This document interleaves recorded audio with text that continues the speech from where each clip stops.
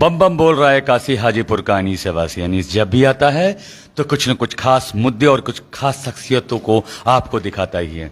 जी हाँ, बिहार झारखंड की ये पहली प्रस्तुति है जो कि कांग्रेस के एक बहुत ही ऐसा चेहरा कांग्रेस का जो कि शायद दिल्ली, हरियाणा, मुंबई सब उन्हें पहचानते हैं, सब उन्हें जानते हैं क्योंकि इनकी बेबाकी जग जाहिर है। आदित्य कुमार पासवान जी जो क्या है क्या नहीं है वो सब आपके सामने मुखरता के साथ, बेबाकी के साथ मैं सब कुछ रखूंगा। सबसे पहले तो सर आपका स्वागत है। बहुत धन्यवाद आपका। सर मैं ये चाहूंगा सर कि सबसे पहले एक सवाल, थोड़ा कड़वा सवाल से शुरुआत करता हूं सर, ताकि दर्शकों को ऐसा ना लगे कि हम सर आपको पहले कभी मिले हैं। सर एकदम रियल बताइए सर कि आपने मुझे पहले कभी देखा सर? आज पहली दफा, और सवाल तो सवाल है, कड़वा और कड़वा होना नहीं होना उससे कोई मतलब नहीं है सर। जो सवाल होगा उसका मैं जवाब जितना सही हो सकेगा, जो सत्य है वो मैं बोलूंगा। सर कांग्रेस क्यों अभी किसी की गोद में ही बैठा हुआ है, क्यों नहीं अलग होकर के चुनाव लड़ता है सर बिहार में? नहीं, ये देखिए, ये गठबंधन का दौर है और पूरे देश में आज गठबंधन का दौर है। और सिर्फ कांग्रेस ही नहीं, भारतीय जनता पार्टी भी अकेले चुनाव नहीं लड़ रही है। तो ये सिर्फ कांग्रेस को सिंगल आउट करना आपका कहना थोड़ा उचित नहीं है, क्योंकि गठबंधन के दौर पिछले 25-30 सालों से गठबंधन की राजनीति पूरे भारत में चल रही है। आदित्य सर काउंटर करूंगा मैं। सर आपको पता होगा सर कि गांधी जी हों या फिर जितने भी सर कद्दावर नेता रहे या फिर आजादी का जो भी कार्य किया सर वो कांग्रेस ने किया। आज क्यों कांग्रेस एक बंद कमरे में बंद हो गई है सर? और कांग्रेस बिल्कुल जो कहते कि स्टार था एक समय में, एक जमाने में स्टार था सर, वो क्यों इतना मौन हो गया, गौन हो गया सर? बिल्कुल नहीं, बिल्कुल नहीं। अभी आज का दौर जो है, पिछले कुछ वर्षों में आपने देखा कि कैसे पूरब से पश्चिम और उत्तर से दक्षिण हमारे जन नायक श्री राहुल गांधी जी ने दौरा किया और पूरे देश में उन्हें अपार प्रेम मिला। और कांग्रेस कभी भी कमरे के अंदर नहीं है, हमेशा हम सड़क पे हैं। बिहार में भी हमारे जो तेजस्वी अध्यक्ष हैं श्री अखिलेश प्रसाद सिंह जी, उनके नेतृत्व में लगातार हम सड़क पे धरना प्रदर्शन कर रहे हैं। और राहुल जी की मेहनत का नतीजा है कि हमारी देखिए आज 99 सीटें आ गई और आने वाले समय में और सीटें ज़्यादा आती, जो कि हमने देखा कि एडीआर का रिपोर्ट में किस तरह से हेराफेरी वोटों की गई। चुनाव आयोग पे प्रश्न चिन्ह लगा। अगर शायद वो एडीआर की चुनाव जो फाइंडिंग्स आई उसमें अगर वोटों की हेराफेरी नहीं होती तो आज कांग्रेस शायद सत्ता में होती। तो जिस तरह से आज जो देश की राजनीति चल रही है, इसके हिसाब से आप नहीं कह सकते हैं कि कांग्रेस बिल्कुल कमरे में है। आज लोकसभा में जो हमारे शेर की तरह जो राहुल जी दहाड़ रहे हैं, आज भारतीय जनता पार्टी को हर मामले पे जो देश के विरोध में है, जो आम जन के विरोध में है, उस पर बैकफुट पे होना पड़ रहा है। मजबूर कर रहे हैं कि आपको जो सही है वही करना होगा। सर एक सवाल और है सर। कांग्रेस सेवा दल के यंग ब्रिगेड आपको कहा जाता और हैं आप उसके अध्यक्ष हैं सर, और पदासीन भी हैं सर। सर एक सवाल पूछूं? बिल्कुल सर, कभी आप नीतीश कुमार के साथ भी रहते हैं, कभी आप उनके खिलाफ भी रहते हैं सर। बिहार में लगातार पुल पे पुल गिरा जा रहा है और अभी सुप्रीम कोर्ट का एक अध्यादेश जारी हुआ और अभी आपको पता होगा कि चिराग पासवान के ऊपर में बहुत सारे इल्जामात लगे सर। सर निष्पक्ष बोलिएगा सर, बिहार को अगर बचाना है तो निष्पक्ष बोलिएगा सर। कहीं ना कहीं पुल में कुछ कमीशन तो नहीं बटा सर कि कांग्रेस वाले कुछ नहीं बोल रहे हैं सर, आरजेडी वाले कुछ नहीं बोल रहे हैं सर? कब नहीं बोला हम लोगों ने? अभी भी हमने सड़क पे प्रदर्शन किया बिहार में जो भ्रष्टाचार है उसको लेकर के। और आप सिर्फ पुलों की भ्रष्टाचार की बात क्यों कर रहे हैं? आज बिहार में भ्रष्टाचार बड़े रूप में है। आप चले जाइए किसी भी सरकारी डिपार्टमेंट में, आपको छोटा सा ब्लॉक ऑफिस में जाइएगा तो आपको 100 रुपये तक घूस देना पड़ता है। तो आज ये सर्वविदित है कि भ्रष्टाचार ने बिहार को बुरी तरह से दबोच रखा है। और बिहार के अफसर कितने भ्रष्टाचारी हैं, अगर इनके यहाँ ईडी और सीबीआई और इनकम टैक्स का छापा पड़ जाए तो हर अफसर के यहाँ 100 करोड़ से कम नहीं निकलेगा। क्यों नहीं? आज संजीव हंस पे कार्रवाई हो रही थी, उसके बाद क्या हुआ पूरा बिहार जानता है कि कैसे ईडी का दबाव हुआ, कैसे इनकम टैक्स का दबाव हुआ और कैसे क्या इन लोगों ने मैनेज किया। पूछिए नीतीश कुमार जी से कि अगर वो इस चीज का जवाब दें, अगर ये सब सारे अफसर फंस जाते जो ईडी के जद में आए थे, तो नीतीश कुमार जी को इस्तीफा देना पड़ता। और बिहार की जो बद से बदतर हालत पिछले 19 वर्षों में इन्होंने की है, बिहार इनको आने वाले समय में माफ नहीं करेगा। दिक्कत क्या है कि लोग जात पात पे बिहार में वोट करते हैं, इसलिए नीतीश कुमार जैसे आदमी आज सत्ता में बने हुए हैं। हमें मतलब नीतीश कुमार जी 2005 में सत्ता में आए थे। मैं चलूंगा शुरू से। 2005 में जब सत्तासीन हुए थे तो हमें लगा था कि एक पढ़ा लिखा व्यक्ति बिहार में आया है और जो बिहार की बदहाली है उसे ठीक करेगा। पहला 5 साल डेफिनेटली वो काम हुआ, इसमें कोई दो राय नहीं है कि पहले 5 सालों में नीतीश जी ने बहुत बढ़िया काम किया, लेकिन नीतीश जी जैसे एक ट्रेन डिरेल होता है उसके बाद वो डिरेल होते चले गए और बिहार भ्रष्टाचार के आकंठ में डूबता चला गया। चाहे वो शिक्षा हो, एक समय में ज्ञान की धरती के नाम से हम जाने जाते थे। बिहार जो आईएएस बनाने की फैक्ट्री होता था, आज 2023 में मात्र 22 लोग उसमें compete किए हैं। क्यों? ऐसी क्या रीजन हो गई कि जिस बिहार से 100 आईएएस बनते थे हर साल, धीरे धीरे करके 2023 में वो सिर्फ 22 लोग आए। शिक्षा का स्तर कितना नीचे गिर गया ये मुझे बताने की जरूरत नहीं है। आप गांव-गांव जाइए और जाके देखिए स्कूलों में क्या स्थिति है। शिक्षा जो है वो बिल्डिंग से नहीं होता है, वो शिक्षक से होता है। तो मेरा ये मानना है जो शिक्षकों की भर्ती हो रही है, it should be the toughest, it should be the toughest. आप उसके बाद चलिए, उद्योग चलिए। बिहार में आजादी के बाद से चीनी मिलों का लाइन लगा हुआ था और जो उत्तर बिहार है वो golden cup of sugar cane की तौर पे जाना जाता था। 31 चीनी मिलें थे बिहार में, आज सब मरना सन हो गई और मरी पड़ी हुई हैं। एक भी शुगर केन मिल को इन लोगों ने रिवाइव नहीं कर पाया। और सरकार अगर शुगर केन मिल को रिवाइव करती तो वहां के लोकल लोगों में रोजगार का सृजन होता। 98 लाख से अधिक लोग पलायन कर गए, ये मैं नहीं कह रहा हूं, ये डेटा कह रहा है।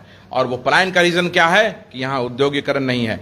बिहार सरकार हर वर्ष कॉन्क्लेव करती है, इंडस्ट्रियल कॉन्क्लेव, कभी बिहार में करती है, कभी दिल्ली में करती है, अभी बैंगलोर में किया।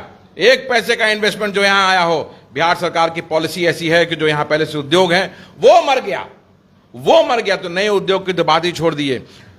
मैं हमेशा से कहता हूं कि नीतीश कुमार जी ने लोक कल्याण के कार्यक्रम किए हैं, लेकिन लोक कल्याण का कार्यक्रम वो काफी नहीं है स्टेट को चलने के लिए।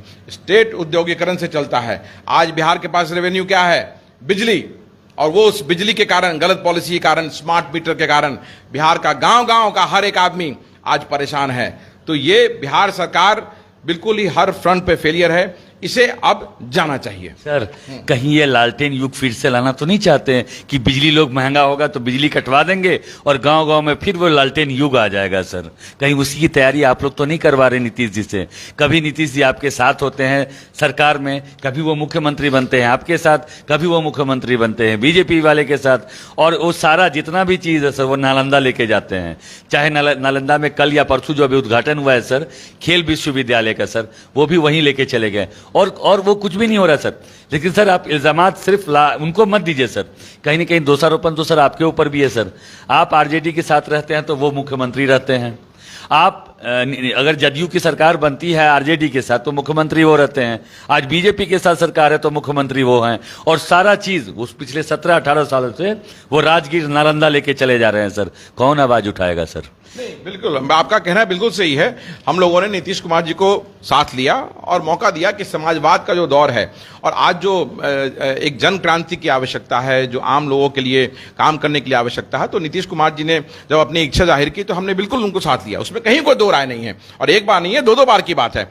लेकिन जिस मकसद से लिया गया वो मकसद पूरा होता हुआ नजर नहीं आया। तो मुझे नहीं लगता है कि आने वाले समय में नीतीश कुमार जी इस साइड अब उनका वेलकम है। सर एक और काउंटर करूंगा सर एक बार याद होगा सर, जीतन राम मांझी ने कहा था कि 2 और 2 यहाँ पे 4 नहीं, 2 और 2 यहाँ पे 11 भी होते हैं और 2 और 2 यहाँ पे 6 भी होते हैं। राजनीति में कोई किसी का दोस्त और कोई किसी का दुश्मन नहीं होता है। तो क्या कल नीतीश कुमार आपके खेमे में नहीं आ सकते हैं? बिल्कुल। आप देखिए, कहीं ना कहीं आपका उत्तरदायी स्टेट की तरफ है। आप अगर कोई भी राजनीतिक दल अपनी सत्ता के लिए अगर इस तरह का बार बार करता है तो जनता के बीच में उसे जवाब देना कठिन होगा। तो मुझे नहीं लगता है कि ये काम करना चाहिए। और 19 वर्षों में नीतीश कुमार जी ने जिस तरह से बिहार को बर्बाद किया है, अगर मेरा पर्सनल व्यू अगर लिया जाए तो मैं नीतीश कुमार जी के साथ जाना कभी पसंद नहीं। चलिए सर, आदित्य जी, क्योंकि आदित्य का मतलब सूर्य होता है सर, और सूर्य जैसे चमक रहा है वैसे आप बेबाकी से अपनी सारी बातें रख रहे हैं। सर एक प्रश्न छूट गया सर आपसे। चिराग पासवान जी के बारे में बहुत सारे इल्जामात निकले हैं सर, आप सोशल मीडिया पे अभी आप देख रहे होंगे सर, क्या कहेंगे? उनको न्यायिक प्रक्रिया में जाना चाहिए या फिर यूं ही ऐसी झूठा अफवाह है सर वो सब? नहीं, अगर ये दैनिक भास्कर की रिपोर्ट थी वो, और दैनिक भास्कर एक बड़ा दैनिक है और मुझे नहीं लगता है कि दैनिक भास्कर जैसा जो अखबार है वो ऐसे ही कोई रिपोर्ट छाप देगा। वो बहुत बड़ा मानहानि का उसमें दावा बन सकता है। तो अगर चिराग पासवान जी पे बलात्कार का आरोप लगा है तो उसे वो साबित करें। और स्वाति पटेल जिन्होंने केस किया है, हाई कोर्ट में क्या केस किया है, क्यों बलात्कार का आरोप लगाया है, तो चिराग पासवान को जवाब देना चाहिए ना। समाज का एक व्यक्ति जो सर्व समाज की बात करता है और पासवान समाज को लीड करने की बात करता है। रामविलास पासवान जी पूरे दलित समाज को लीड करते थे और श्रद्धेय रामविलास पासवान जी पे आज तक कभी एक उंगली नहीं उठी। क्या रीजन है कि सिर्फ 10 वर्षों में ही चिराग पासवान पे बलात्कार का आरोप लग गया?